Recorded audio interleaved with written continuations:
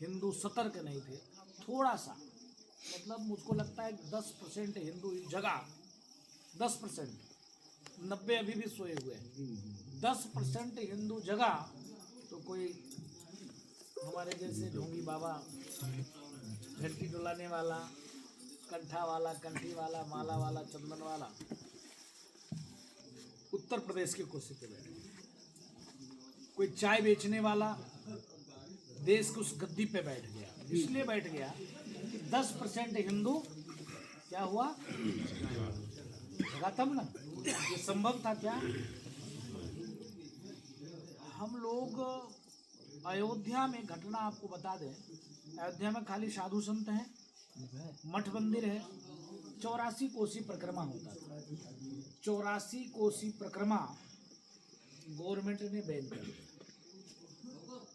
अयोध्या में कोई मुसलमान था, किसी से समस्या भी नहीं, परहेज भी नहीं, लेकिन 84 कोसी परिक्रमा बंद कर दी। 84 कोसी परिक्रमा करने साधु निकले तो हम लोग 2 महीने तक जेल में। आप सोचो, वही हनुमानगढ़ी जब वो जेल से हम लोग वापस आए तो आने के बाद एक संकल्प सभा की योजना बनी। जब संकल्प सभा की योजना बनी, बीएचपी ने कहा कि भाई, बीएचपी से निवेदन किया था हम लोगों ने कि अयोध्या में पौराणिक यह परिक्रमा होता है जिसमें सिर्फ साधु संत ही शामिल होते हैं, आपसे निवेदन है कि कुछ संत गृहस्थ और सनातनी हिंदू भी शामिल हों, उनको भी लगे। नहीं कहा 84 कोसी परिक्रमा भी होती है, ऐसे 14 कोसी और 5 कोसी को लोग सब जानते थे, अयोध्या जो आते जाते हैं कार्तिक परिक्रमा में वो लोग शामिल होते हैं। 1 महीना लोग कल्पवास करते हैं, कल्पवास के बाद लोग एकादशी को 14 कोसी 5 कोसी परिक्रमा करते हैं। लेकिन इतने संघर्ष के बाद, 500 वर्ष के बाद, त्याग, तपस्या, संघर्ष के बाद लमसम 5 लाख से ऊपर लोगों ने प्राणों की आहुति दिया। 76 बार की लड़ाई लड़ी गई, 1 2 3 4 5 बार नहीं, 76 बार की लड़ाई हुई। और उस 76 बार की लड़ाई के बाद राम मंदिर का निर्माण हुआ। मुझको लगता है राम मंदिर के निर्माण में यहाँ से भी आप लोगों ने भी कुछ अंशदान किया होगा, है ना? दिया है ना भाई? क्यों ताऊ, चाचा, टोपी वाले बाबू जी, आप ही को मैं बोल रहा हूँ, कुछ राम मंदिर में कुछ दिया आपने? ऐसे करके हर व्यक्तियों का कुछ न कुछ योगदान रहा है। उसके पहले ये निर्माण कार्य में, उसके पहले आप लोगों ने खूब नुक्कड़ पे, चौराहे पे खूब अलख जगाया होगा। आप लोग कभी कहते हो राम मंदिर का दीवार पर लिखे, हाँ, आधी रोटी खाएंगे मंदिर वही बनाएंगे। बच्चे थे, क्या स्लोगन लिखते थे? आधी रोटी खाएंगे मंदिर वहीं बनाएंगे, आधी रोटी खाएंगे और मंदिर वहीं बनाएंगे। क्या? मंदिर वहीं बनाएंगे। आधी रोटी खाएंगे लेकिन मंदिर वही बनाएंगे। तो आज इतने संघर्ष के बाद मंदिर बना, किसी फ्री में नहीं मिला है, किसी का विशेष ये नहीं है कि हमने बना दिया, हमने बना दिया, हमने बना दिया। हाँ, आभार व्यक्त करता हूँ दो महापुरुषों का, मोदी जी का और योगी जी का, जिन्होंने डंके की चोट पे आश्वस्त किया किसको? उच्च न्यायालय को, उच्चतम न्यायालय को, कि आप के मन में जो भी है, जितने साक्ष्य, एविडेंस है, प्रमाण है, उस सारे साक्ष्य, एविडेंस, प्रमाण को रखकर और आप फैसला दें। पहले क्या होता था, हम लोग जब एक बैठक चल रही थी, उस बैठक में बीएचपी के बड़े बड़े पदाधिकारी अधिकारी बैठे थे, उसमें माननीय पूज्य अशोक सिंघल जी ने चर्चा की और चर्चा में ये हुआ कि सदन से इसको मंदिर का निर्माण कराई जाए। लेकिन फिर उस पर चर्चा चली कि नहीं, सदन से काम नहीं चलेगा, कहाँ लोग कहेंगे जबरदस्ती बना लिया, हम कोर्ट से लड़के ही लेंगे। तब पूर्ववर्ती सरकार क्या करती थी, जज को धमका देती थी, अरे दंगे हो जाएंगे, जिसकी जिम्मेदारी तुम्हारी होगी, तुम्हारे ऊपर महाअभियोग लगा दिया जाएगा, तुमको डिसमिस कर दिया जाएगा। तो डर के मार से बेचारे कुछ करते नहीं थे। तब बीच में संतों ने एक आवाज उठाई, डे टू डे मुकदमा की सुनवाई हो, कोर्ट ने स्वीकार किया और योगी जी ने माननीय प्रधानमंत्री जी को आश्वस्त किया कि फैसला जो भी आएगा कुछ नहीं होगा, चिंता आप मत करिए, आप लगातार जजों से वार्ता करके और मुकदमे को डे टू डे सुनवाई कराइए। और देखिए, वेद, पुराण, शास्त्र, उपनिषद एक बहुसंख्यक समाज के देश में आप बताओ, हैं? बहुसंख्यक समाज के देश में भगवान को स्वतः मुकदमा लड़ना पड़ा, कोर्ट जाना पड़ा। जज पूछता था क्या तुम्हें राम हो? जो हमारे रामलला सखा करके जो पक्षकार होते थे वो जाकर कोर्ट पर खड़े होते थे, वो कहते थे कि हाँ हमें रामलला हैं। क्या तुम्हारे ही पिता का नाम दशरथ है? तो वो कहते थे कि हाँ हम पक्षकार हैं और हमारी सरकार ठाकुर जी नाबालिग हैं, उनके तरफ से मैं लड़ने के लिए आया हूँ। और जज ने कहा क्या खितौनी लाए हो? उन्होंने कहा हाँ ये खसरा है, ये खितौनी है। इंग्लैंड से जाकर उन्होंने 1400 कुछ का नक्शा निकलवाया, दर्ज था किसके नाम से? महाराजा दशरथ के नाम से। यह भारत देश में ही संभव है क्योंकि हम हिंदू बहुसंख्यक सदैव सेकुलर भाव से रहते हैं, कट्टरता का भाव नहीं होता है। हम बोलते हैं कि धर्म की जय, अधर्म का नाश हो, प्राणियों में विश्व का कल्याण। बाकी दुनिया में कोई धर्म नहीं है, धर्म एक कौन है? सनातन। सनातन। बाकी सब के सब पंथ है। जैसे हम रामानंदी हैं, पूज्य स्वामी जी रामानुजी हैं, है ना? हम दोनों लोग का एक पंथ है। उसी प्रकार से चादर और फादर वाले क्या है? वो धर्म नहीं है। चादर और फादर का दोनों मजा लेने का दो संस्था है, एनजीओ टाइप का। जैसे अभी आप लोग एनजीओ बनाते हो ना, ट्रस्ट बनाकर कार्य करते हो, उसी प्रकार से दो नालायकों का संगठन था चादर और फादर। मैं इसलिए कह रहा हूँ, मैं किसी धर्म की बुराई नहीं कर रहा। मैंने इसलिए कहा कि दो नालायकों का संगठन चादर और फादर। चादर का काम क्या? बुत पूजक काफिर होते हैं, इनके गले काटने से 72 हुरे और जन्नत मिलता है। हमारे वेद पुराण शास्त्र उपनिषद क्या कहता? धर्म की जय हो, अधर्म का नाश हो, प्राणियों में सद्भाव हो, विश्व का कल्याण। लेकिन वो चादर वाले बोलते हैं कि नहीं, बुत पूजक काफिर होते हैं, इनके गले काटने से 72 हुरे और जन्नत मिलता है। ये क्या हो गए? राक्षस ही तो हुए, मानव तो हुए नहीं। ये सब क्या है? दानव हैं। आसुरी प्रवृत्ति हो गई, आसुरी शक्ति हो गई। जिनको आप गौ माता कहते हो, उनका क्या करते हैं? उसको काटने से उनको सवाब मिलता है। अगर जिस धर्म में ये सिखाया जाता हो तो ऐसे धर्म पे थूक देना चाहिए, मुँह देना चाहिए। भाई एक तरफ मेरी माताएं चींटी को भी मारने नहीं देती हैं, एक तरफ आपके यहाँ 7 वर्ष की कन्या, 5 वर्ष की कन्या देवी के रूप में पूजा की जाती है ना? पूजा करते हैं। 9 वर्ष तक आप लोग देवी के रूप में मानकर पूजा करते हैं। और उनके यहाँ क्या किए? खुद उनके जो आतंकवादी सरगना था, उसने एक नहीं कितने दिनों तक उसको भूखे रखा, उस बच्ची को, जबकि उसी की क्या लगे कि बेटी थी। अपने बेटी को भूखे रखा और तैयार किया, और अपने ही बेटी से 6 साल में क्या कर लिया? निकाह कर लिया, और 9 साल में शारीरिक शोषण किया। जहाँ हम मातृशक्ति मानते हैं, पूजा करते हैं, और एक जब वो है इस प्रकार का दुर्भावना। अभी एक देश है, उस देश में मान्यता दे दिया। मैं सनातन पे इसलिए चर्चा कर रहा हूँ क्योंकि है ना, धर्मो रक्षति रक्षता। हमारे पूर्वजों ने घास की रोटियां खाई, हमारे पूर्वजों ने 1000 वर्ष तक मुगलों के गुलाम रहे। 1.25 मन जनेऊ तौला जाता था। बताओ जनेऊ का क्या? वो जनेऊ 1.25 मन जनेऊ तौला जाता था, 1.25 मन चोटी तौली जाती थी। जब इतना रक्तपात हुआ, इतना हिंदुओं का कत्लेआम किया, तब जाकर उसने कहा कि जब विरोध होना शुरू हो गया, तब उसने 2 उपाय सोचा। चंदन मिटा दो, मंदिर को तोड़ दो, गुरुकुल को खत्म कर दो।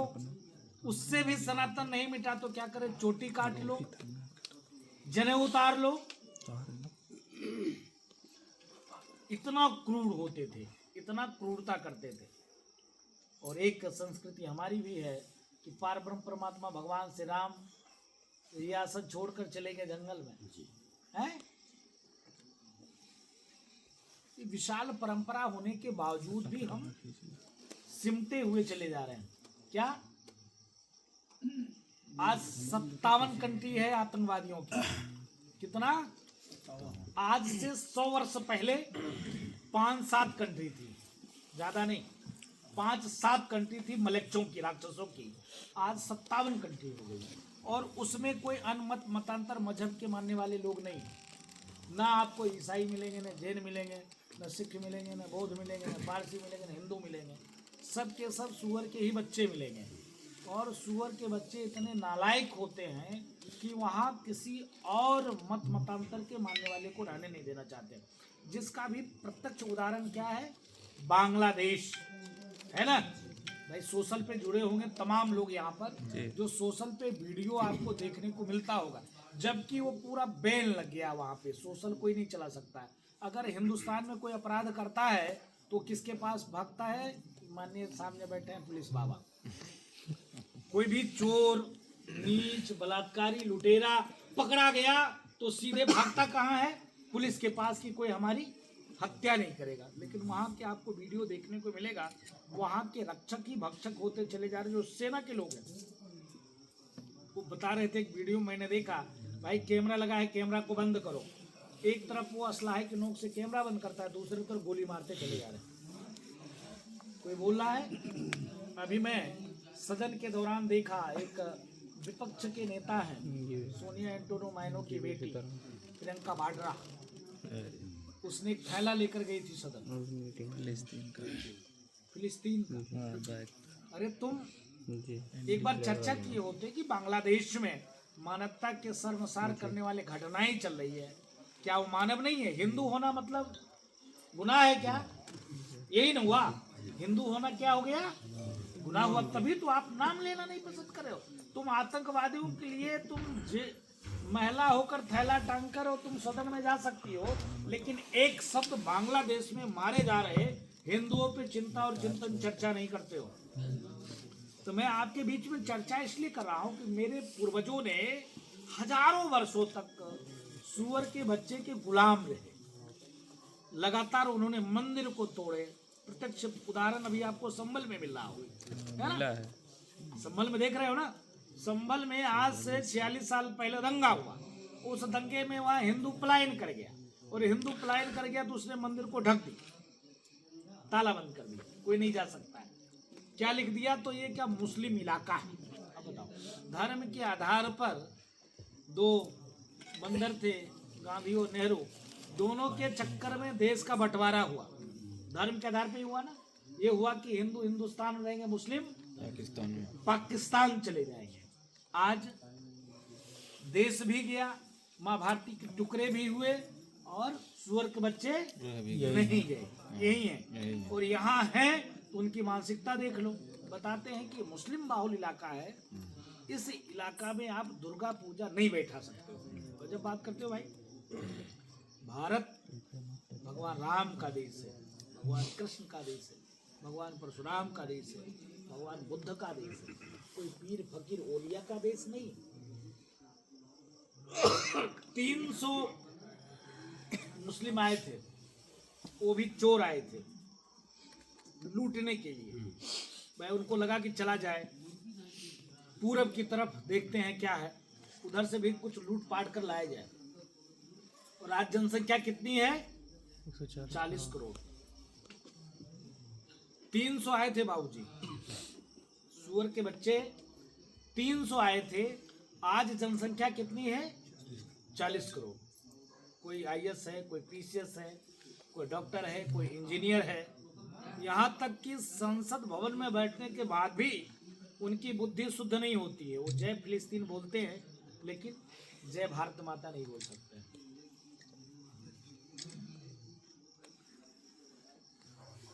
इसके नाते हिंदुओं को जगने की जरूरत है, अपने बच्चों को जगाने की जरूरत है। आने वाला जो भविष्य है, वो भविष्य जैसे बांग्लादेश में आप मारे जा रहे हो, काटे जा रहे हो, भगाए जा रहे हो ना, अगर आप लोग नहीं चेते, नहीं जगे, तो तो भारत में भी वो स्थिति उत्पन्न हो जाएगी, जिसका प्रत्यक्ष उदाहरण देख लो। कहाँ? जम्मू और कश्मीर। भाई जम्मू और कश्मीर से हिंदू मारे गए, कोई बोला? अब बताओ ना, कोई बोला? जम्मू कश्मीर से हिंदू मारे गए, जबकि वहां का हिंदू बहुत सबल थे। सबल क्या थे? ये देखिए, काजू पिस्ता बादाम रखा है, उसकी खेती करते थे। आप जैसे जौ चना बाजरा और गन्ने की खेती, आलू की खेती नहीं करते थे, वो बादाम अखरोट की खेती करते थे, सेब की खेती करते थे, और खेती 500 बीघा करते थे। यहाँ तक कि केसर की खेती करते थे। उनके बच्चे विदेश में पढ़ते थे। और भाई महाराजा हरि सिंह थे ना, राजा थे महाराजा हरि सिंह ना। और आज जो दिल्ली की झुग्गी झोपड़ी में रहते हैं, उन्होंने संतों से संपर्क छोड़ दिया। हिंदुओं में एकता वहां खत्म हो गई। एक भाई दूसरे भाई के साथ बैठना पसंद नहीं किया। अगर एक भाई मारा जा रहा है, अरे जाने दो यार, फलाने में तो है, मारे जा, बहुत बढ़िया भाव, अब मारो ससुरा को, पेट डालो। एक एक करके सब सीताराम हो गए, कोई बोलने वाला नहीं है। इसके नाते हम खूब खूब खूब गर्व करें कि हम महामंडलेश्वर हैं, बहुत बड़े हैं। खूब दाढ़ा बढ़ाए रहें, खूब चंदन पोते रहें, खूब पगड़धारी बनाए रहें, खूब खूब आप पैर छूते रहो, हम गर्व करें। लेकिन हमारा जो दायित्व है हिंदुओं को जगाने का, हिंदुओं का घर जाने का, हिंदुओं को चिताने का, वो भी काम तो करते रहें। जैसे आप खूब जातिवादता पे गर्व करो कि नहीं मैं इस जाति का हूँ, तो गर्व होना चाहिए, लेकिन अहंकार नहीं होना चाहिए कि मैं बहुत ऊंचा हूँ, अगला बहुत नीचा है। हिंदुओं में एकता होनी चाहिए, वो चाहे कोई भी हो। हिंदू है तो बस हिंदू है, उसके साथ हम बेटी का संबंध नहीं कर सकते हैं, लेकिन रोटी का तो कर सकते हैं। नहीं कर सकते? रोटी का तो कर सकते हैं ना। आज हमने आपको चादर के बारे में बताया। एक फादर है, हुलुलुइया हुलुलुइया,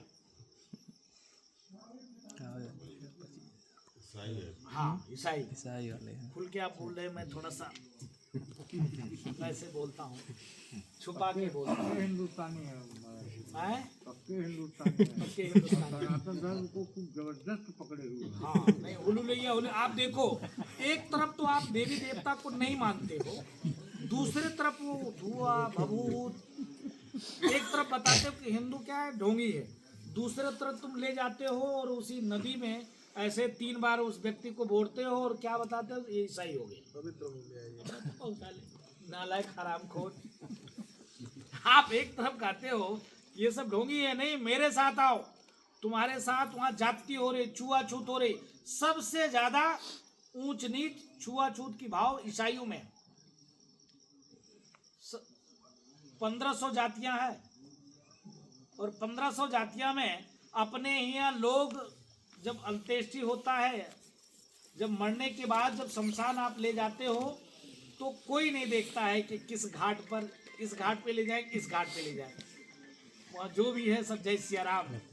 अंतिम क्रिया पे जब पहुंचते हैं, किसी भी प्रकार से भेदभाव नहीं, किसी भी प्रकार से थोड़ा बहुत कहीं तो भेदभाव होता है, शादी विवाह में हम इस जाति के हैं तो इसी होगा, लेकिन वहाँ कोई भेदभाव है नहीं है ना।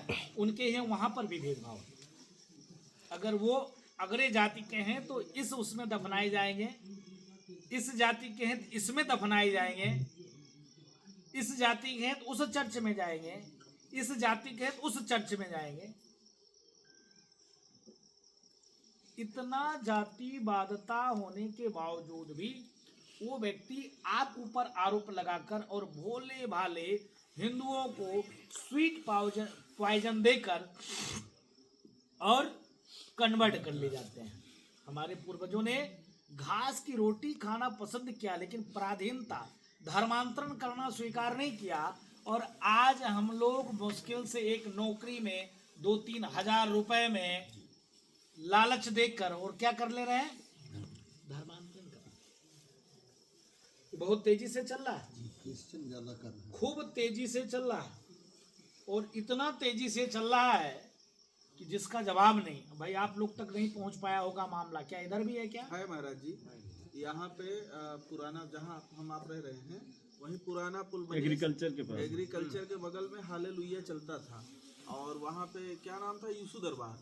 बंद हो यूसु गया दरबार काफी के दिन से। महाराज जी समझिए हजारों लोग हर संडे कन्वर्ट होते थे, हजारों लोग। उनका ढोंग मैं बता दूं, तत्काल में मैं गया था कहाँ, नेपाल गया तो रास्ते में जाम लग गया। तो हम लोग पैदल थोड़ा सा आगे बढ़े कि भाई क्यों जाम लगी है, रास्ता सकड़ा था। तो हम जब आगे गए तो